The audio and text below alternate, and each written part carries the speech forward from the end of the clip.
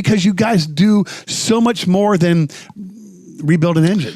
Well, we're even engine rebuilders. Basically, we're reverse engineering what the vehicle was, making it a better product, giving it a better warranty, and providing a superior product for a vehicle. You go looking for the inherited issue that Correct. OEM left it as, Correct. and then you try to make better. Correct. We started talking a lot before miking up transmissions, the 80s and the 90s. 6L80, 6L80, 6L90, yeah. And that they've got issues like many things do from the word go. Certainly. They did from the beginning. You know, there was a lot of chattering issues with out of the torque converter, a lot of premature wear that happens. In our research and development in Jasper, what we did was we found that had to do a lot with the programming because that thing locks up from 8 miles an hour up to 60 miles an hour. Why would something lock up at 8? And there's a design flaw? Explain the lockup. What do you mean by lock up? Your torque converter. Your torque converter is locking up. Okay. So basically, it's going in. You know, it goes into lockup to basically go into your next gear. Creating a more solid place. Where torque converter it moves easily, but once it locks up, rotation, and then they go together. Right. And it goes into the next gear. Because the engine RPM spins a lot faster than what a transmission's RPM spin at until you get that lockup, and then you're in a true drive mode. Is that probably correct? Okay. Yeah. All right. So they're locking up. They're locking up at 8 miles an hour up to 60. Yeah. So on your older style, your 4-speed, your 4L60, your 700R4, 700R4, your 5R110s and your Fords, things like that. Those things would lock up in 4th and 5th gear. You never had lockup on the older vehicles at early stages. But we also never had issues with torque converters.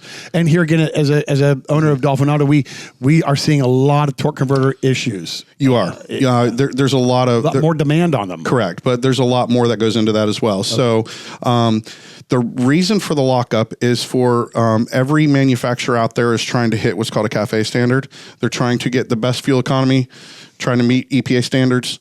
So the best thing that they're doing is, hey, let's lower the RPMs. So if we can lower the RPMs, best way to lower the RPM is go into lockup. That's right. Right. So they started locking these things up at lower speeds. Unfortunately, you go down the road here, you hit 5 stoplights, that thing is locked up at least 15 to 20 times. So think about the wear that goes onto that, that torque converter versus if it was just locking up in 2 gears. Now you were saying earlier, some transmissions would typically be good for 200,000 miles. Correct. And now that's like half that. It is because you're doing a lot more wear. You're giving that transmission almost double the wear that of the lifespan of that transmission. Another thing, some of these newer transmissions, they run through the cooler, which is through your radiator. That's how they cool that fluid. Yep. Transmission nowadays run at a very high temperature. They do. You got to have a fluid to combat that high temperature. That's why you're going to see LV, HP, ULV, ultra low viscosity. Oh, for the wheels. Yeah. Those types of things they have more detergents, more additives in them to condition that stuff and to withstand that high temperature. So, kind of like your synthetic, your conventional, your synthetic. Synthetic's always the best. Deck 6, right? Yep. A lot of that stuff is nowadays it's a higher detergent type of transmission fluid. We tackle things that we know we see a lot of niche for. GM, Chrysler, Ford. Where the market's at then. Correct, yeah. When we stay busy with that. So like anybody, why put our eggs in that basket when we're staying busy with this stuff? I mean, you got to remember, we're doing 6L80, 6L90s right now. We probably are producing about, I want to say about 100 a day. So and they're going out the door. Is there a design? What's the next breakthrough in torque converter technology then? I'm seeing this issues around. I'm seeing people complaining about the performance of them, getting a lot of shudder through different stuff. Well, we talked about it last week with all the recalls, with transmission recalls. What Chevy had or GM had, over half their trucks were recalled in 23. Ford had the problem. Stellantis, Dodge is having software issues. A lot of these are software related, right? That is exactly right. Yeah. That's your key right there. Is a lot of it has to do with programming and software.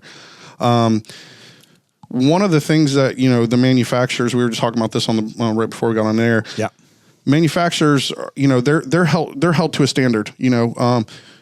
As much fuel efficiency as possible that they can get out of a vehicle. and economical. Yeah. You know, so they want to get the RPMs down as quick as possible. So the only way to do that is to go into a lockup that gets the RPM down, and basically what happens is it overworks that converter. Okay, and that has to do with the software program. So not a bigger cooler, not putting a condenser styre cooler or something in there with another fan to help bring it down. I'm always a fan of the cooler the better. However, nowadays with these newer vehicles, they have what's called a cooler bypass valve on them, which basically what they're doing is it's a thermostat in there. It's causing that fluid to stay in the transmission to get hot as fast as possible, and they have a heat exchanger on them. Okay. So it heats that fluid as quick as possible. If you take a cam and you drop it in oil, what's it going to do? It's going to hit that oil. It's going to go bloop, and then it's going to go slow. Fire that oil up, get it as thin as possible, then drop that cam and go straight to the bottom, right? That's right.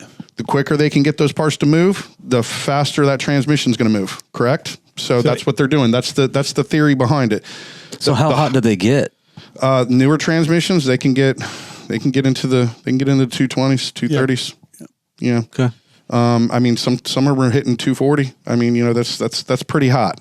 Yeah, it's very hot. Yeah, you know, hotter than the engine. Oh, absolutely. Oh, yeah. Absolutely. Yeah, they're hitting really high temperatures. I don't personally like that heat, you know, the bypass. I do not like that theory. However, they're putting it on vehicles for a lot of reasons. You know, there's always a reason behind that. Yeah. The quicker, just like I said, the quicker the fluid can get hot, the faster it's going to get slicker, and parts can move faster. So when Jasper gets these transmissions that have been recalled or needed to be fixed because of software issues, do you guys update the software? Do you alter the software? No. Well, what we do is we actually, so on our 6L80, 6L90s, we actually have what's called an HP tuner, and we can eliminate the second, third, fourth lockup on the TCC, so it doesn't. So it only locks up in fifth and sixth gear. Which is going to keep the driver's RPMs up higher a little bit. A little bit higher. You're going to lose about, I mean, give or take, maybe a half a mile to a gallon. You know, the biggest thing with these newer vehicles is maintenance. I can't stress that enough. Maintenance. And that's one thing I do stay on top of. And everybody should. If you don't, you need to stay on top of maintenance. You know, people, I don't have the money for this. I don't have the money for that. Like, you'd be surprised what you have the money for when you need to spend it.